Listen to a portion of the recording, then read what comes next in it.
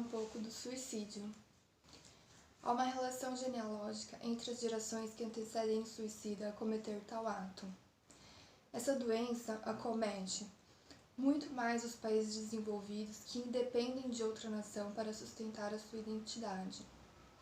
O suicida antes demonstra um comportamento passivo e nada hostil em relação às outras pessoas, permitindo que elas entrem e saiam de sua vida, de seu local de trabalho, ambiente escolar, de seu país, sem incomodar-se com o nível de atenção que elas lhe proporcionam.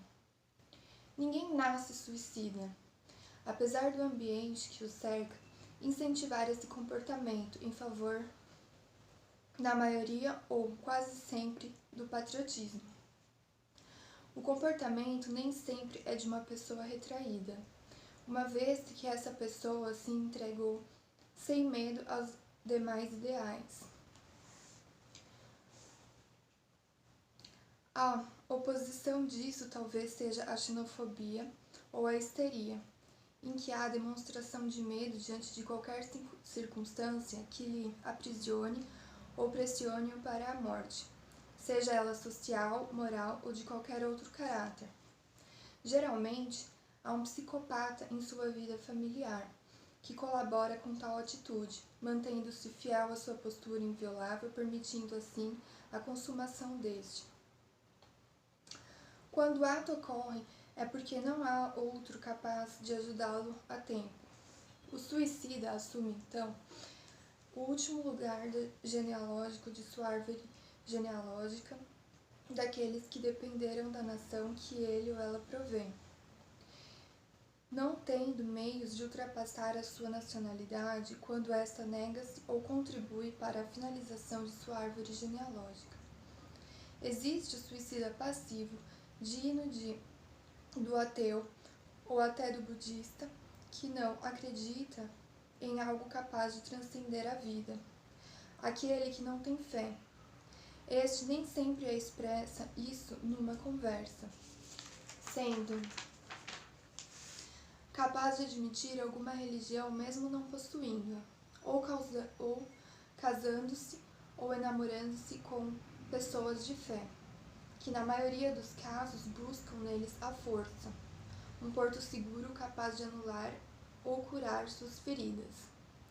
Então aqueles que o cercam necessitam de tratamento médico, sendo eles muitas vezes o caminho que leva o suicida à morte, por não pagarem suas dívidas, seja por falta de condição ou mau caratismo, mas também por negarem o sentido de rejeição que muitas vezes é expresso pelo suicida. A família tende a deixar ocorrer tal abuso, ou por terem inúmeros outros transtornos, ou simplesmente por não perceberem ou não terem voz ativa frente ao suicida, que deseja e busca em seu âmago libertar-se do meio quando este não lhe proporciona amor, elevado nível de satisfação da alma. Busca na morte o encontro com a vida, o que é contraditório, portanto racional para o cumprimento de um desejo. O suicida não acomoda-se com o meio de forma a sair quase sempre de seu ambiente de segurança, normalmente deixando outro de menor nível em sua árvore genealógica a assumir tal posição. Mas não é somente isso. Ele realmente desiste do encontro terreno e palpável com o amor. Ele desiste face à rejeição que lhe é ofertada, e sabendo-se último de sua geração, não encontra meios para mudar sua postura, teimando até a morte. Quando curado, o que levam 6 anos a partir do início do tratamento, ocorre o risco de morrer por outra razão. Por deixar de ser a força locomotiva de sua pátria, que está tão acostumada com sua forma suicida que, quando o perde para o tratamento com sucesso, decide executá-lo. Sendo e agindo na oposição daquilo que pensa, o suicida não demonstra desacordo algum com o seu meio, facilitando o tratamento e cura de outros ao seu redor, contudo mantendo as suas convicções inalteráveis, o que é justo, pois impede de sofrer reveses de opinião. Ao deparar-se com o suicida, o médico deve estar capacitado a iniciar o tratamento correto. Caso o suicida tenha maior capacidade intelectual para entender seu caso frente ao médico, este deve deixá-lo, sem contudo abster-se do vínculo criado, pedindo com humildade algo material de seu paciente, carta ou qualquer objeto pessoal. Diante de uma negativa, o médico deve simplesmente retirar-se. E por quê? Quando o suicida está mais gabaritado que o médico a reconhecer e lidar com a sua doença, significa que o médico está em uma posição inferior à dele, dentro de sua árvore genealógica, ou seja, o médico o encontra por ser pertencente à sua genealogia, sendo ele a pessoa acolhida e não o acolhedor, mostrando-se assim inapto. Portanto, o tratamento depende muito mais da exoneração total do médico frente a esse tipo de paciente do que de sua própria boa vontade. Portanto, dificilmente o suicida encontrará ajuda em países mais precários do que o seu, ou de alguém que não tenha uma qualificação capaz de elevar-se em sua própria árvore genealógica. Vide exemplo, um médico recém-formado que necessita de ajuda financeira de seus pais para realizar o curso. O médico que mora com a sua família por não ter conseguido comprar a sua casa própria. Um médico que não tenha postulado suas próprias teses, seja de qual espécie for, ou um médico sem capacidade de realizar processos de abstração e raciocínio lógico. Quase nunca o suicida buscará o consultório. Portanto, o bom médico deve encontrá-lo muitas vezes em ambiente público, viagens ou trabalho, devendo persuadi-lo com um discurso corriqueiro e mundano, ou apenas observá-lo e esperar que este o procure. A primeira coisa a ter-se é em relação à sua nacionalidade e a de seus parentes ancestrais. Em seguida, enquadrar aquele país que o paciente relata no contexto geopolítico vigente. Sabendo-se apto a ajudá-lo, realiza-se a prescrição médica, podendo esta ser por uma simples carta, o que seria então o próprio receituário. O suicida não apresenta necessariamente alguma disfunção orgânica que origine ou contribua para a doença, embora eventualmente possa, em decorrência de seus hábitos, apresentar alguns distúrbios hormonais. Embora não agir de forma teatral ou mecânica, observa-se no suicida um comportamento genuinamente arisco em relação ao meio, muito pouco notado quando este possui elevado QI, que é o coeficiente de inteligência, que simula e manipula as reais informações em seu favor, impedindo que os demais possam realizar qualquer tipo de julgamento. A atividade laborativa para o suicida não é o cerne de seus objetivos, sendo apenas um objeto contribuinte para o seu sustento. Outra característica é a de que não há uma profundidade ensurdecedora que o faz suportar os açoites da vida. Dentro de sua psicologia, há certa intolerância ao aprofundamento da alma e da fé. Intolerância esta compensada pela sua alta capacidade de adaptação ao meio, além, é claro, da sua independência moral em relação ao meio, o que verifica-se através da genealogia.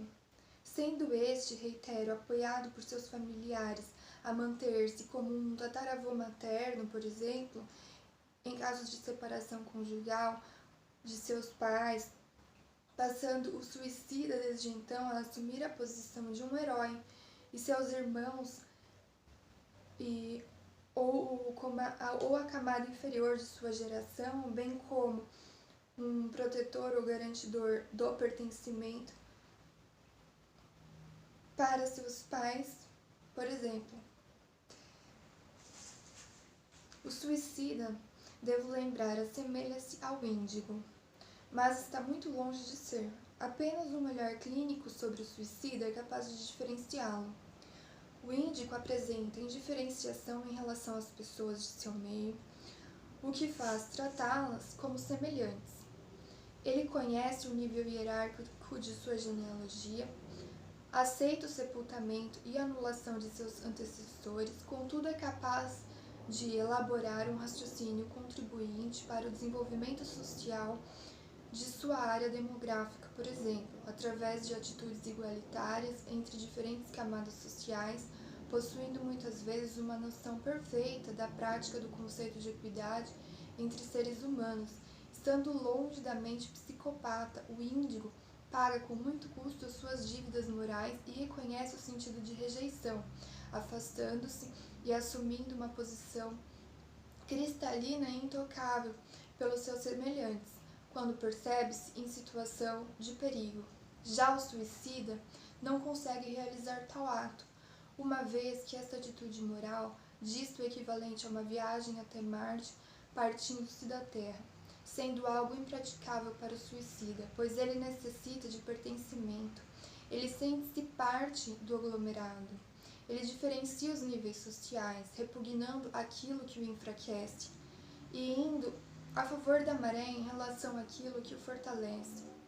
Portanto, o suicida é capaz de curar-se quando sente por parte do clínico uma força amortecedora e consegue arrastá-lo até o final do tratamento. O suicida é desde então muito bem quisto pelas pessoas, pois ao caminhar em direção à anulação de sua pessoa física, ele automaticamente ganha terreno nas áreas sentimentais que o assemelham a Cristo, tornando-se até, por exemplo, até exemplo de fé e pertencimento, uma figura simbólica e patriótica. O suicida presta o serviço que lhe é designado. Sem reclamações ou queixas, ele simplesmente aceita as imposições, considerando-as cabíveis na realização de seus atos. A interrupção e intervenção médica ocorre quando este consegue introduzir o conceito de ego, afirmação pessoal em sua conduta. Mas às vezes isso ocorre tardiamente, tão anulado sua mente tornara-se. O suicida caminha muito mais em direção à árvore genealógica de sua família materna, porque nela não há a ideia de impedimento. Portanto, isso não é feito de forma intencional. Ele cai nessa armadilha quando é negado a ele o direito de recorrer ao pai. Seu comportamento é de doação, gostando muitas vezes de presentear outras pessoas, apaixonando-se por alguém que ele acredita ser o ser ideal, a pessoa perfeita, apresentando assim um comportamento platônico perante o amor. Assim, ao ver-se solitário no topo de uma montanha, qualquer significado que encontrar nela é capaz de, sem exagerar aqueles que estão protegidos, sem enxergar aqueles que são protegidos por ele, que são a sua árvore genealógica, substituí-los pela face ideal que se encontra, pela pessoa que ele se apaixona, sendo não raras vezes enganado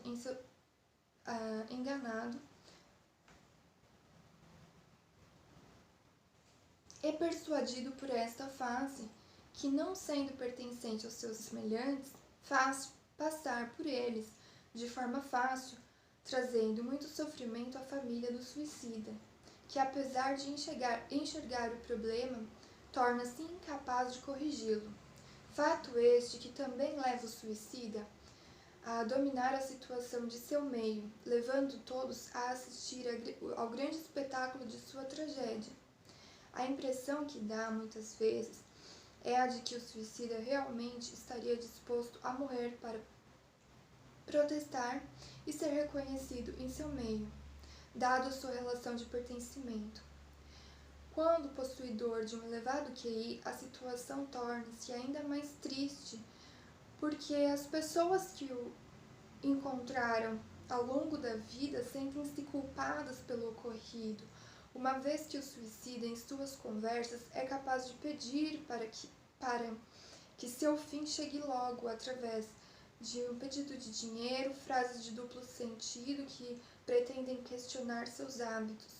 Portanto, o convívio com essa pessoa vai tornando-se cruel a seus semelhantes, à medida que tocam e o comovem, moldando assim o caráter dos mesmos, que passam desde então a apresentar outros distúrbios do comportamento, na tentativa de suportarem tal dor, a dor do suicida.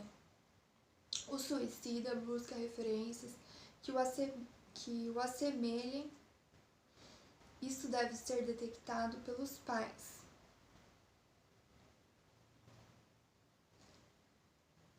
Desde a infância, através da observação imparcial das músicas que aquela criança ouve, seus artistas preferidos e tudo mais. Diferente do índigo, o suicida tem patrocinadores, ele tem referências e, embora de forma muito discreta, também possui ídolos. Ídolos estes que moldam seu comportamento e o levam a acreditar na vida vivida de forma platônica. Ou seja, o suicida é rico em ideias e abstracionismo. Ele recorre muito mais às artes, livros de ficção, o ideal igualitário advindo das leis. Quando erudito, ele interpreta e formula respostas em relação ao conteúdo de humanas, caminhando muito mais nesta direção do que nas áreas científicas. E quando, por capacidade de formular e responder conteúdos de exatas com sucesso, ele usa-os para dar vazão a seus ideais, de forma que este ideal torna-se aplicável e muitas vezes inquestionável. Quando nele as respostas aparecem de forma evidente, o suicida, neste caso, caminha com segurança e precisão na execução de seus atos, desfazendo-se ou ignorando qualquer outra ideia que não atinja a mesma magnitude da formulação de seus princípios. O que torna ainda mais difícil o encontro com um médico gabaritado a convencê-lo a mudar de rumo. Para relacionar-se com o suicida é preciso muita capacidade de manter-se na realidade, mesmo quando essa